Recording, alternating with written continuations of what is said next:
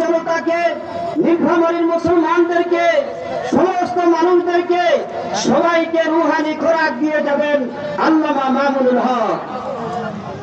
সমস্ত মানুষদেরকে, বাংলাদেশের সমস্ত মুসলমানদেরকে, অমুসলিমদেরকে, সমস্ত মানুষদেরকে ডাকতেছে সবাই। উনি ডাকতেছেন, আসেন ইসলামী খেলাফতের ছায়াতলে আসেন, ইসলামী দলের মধ্যে আসেন। ইসলামী দলের মধ্যে আসলে শান্তি পাওয়া যায়।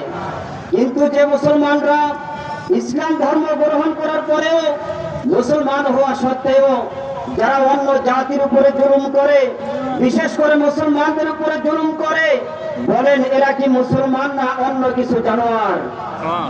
এরা কি মুসলমান না অন্য কোন জানোয়ার? এরা হিংস্র প্রাণী, এরা হিংস্র প্রাণী। জালেমদের ঠাঁই বাংলাদেশের জমিনে হবে না, হবে না, হবে না। জালেম চলে গেছে, মানুষ নিঃশ্বাস নিতে পারতেছে। জালেম চলে গেছে, অন্য দেশের রোহিঙ্গাদেরকে বাংলাদেশে আশ্রয় দিয়ে নিজে এখন রোহিঙ্গা হয়ে গেছে।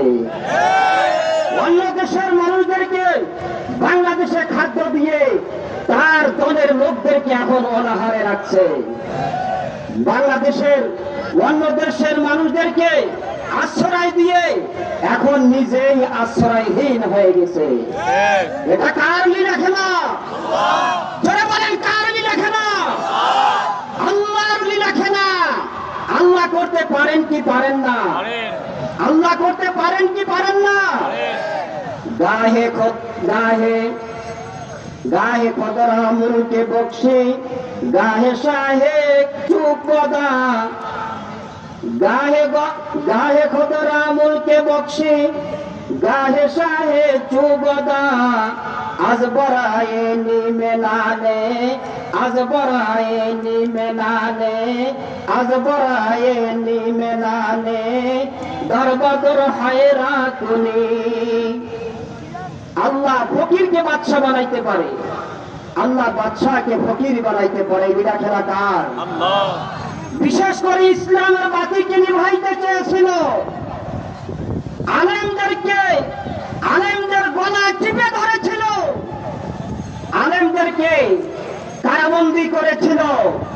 উদ্দেশ্য হলো ইসলামকে দাবাইয়া রাখা, উদ্দেশ্য হলো ইসলামকে দাবাইয়া রাখা, উদ্দেশ্য হলো ইসলামকে ধ্বংস করা, উদ্দেশ্য হলো ঘরে ঘরে যেন কোরআনের তেলাওয়াত না হয়, উদ্দেশ্য হলো দেশের খানকাগুলো যেন বন্ধ হয়ে যায়, উদ্দেশ্য হলো কওমি মাদ্রাসাগুলো যেন তালা লাগানো হয়, উদ্দেশ্য হলো খানকাগুলো যেন বন্ধ হয়ে যায়, উদ্দেশ্য হলো মুসলমানদের মাথায় যেন টুপি না থাকে, উদ্দেশ্য হলো মুসলমানদের গায়ে যেন সুন্নতি লিবাস না থাকে। কিন্তু যে বাতিকে আল্লাহ জ্বালাইতে চায় তারাই জ্বালিয়ে ছারখার হয়ে যাবে। বলেন ঠিক কিনা? যারা আল্লাহর বাতিকে নিভাই দিতে চায় তারাই জ্বালিয়ে পুড়িয়ে ছারখার হয়ে যাবে। তার দৃষ্টান্ত দুনিয়াতে দেখা যাচ্ছে কি যাচ্ছে না বলেন? তার দৃষ্টান্ত দেখা যাচ্ছে কি যাচ্ছে না বলেন? এই জন্য ধর্ম বর্ণ নির্বিশেষে সবাইকে একমত হয়ে ইসলামের ছায়াতলে আসে এই বাংলাদেশকে আলেম ওলামাদের হাতে তুলে দিতে হবে। বলেন ঠিক কিনা? এই দেশ কার হাতে দিতে হবে? আল্লাহ তাআলা বলেছেন ইয়ারিসুহা মিন ইবাদিয়াস সালিহিন। এই দেশের কর্তৃত্ব কারা করবে? আলেম ওলামারা করবে। কারা করবে? এজন্য আমরা ভবিষ্যৎ বাংলাদেশের পার্লামেন্টের প্রধান আলেম দেখতে চাই। কারা কারা হাত উঠাইয়া দেখায়?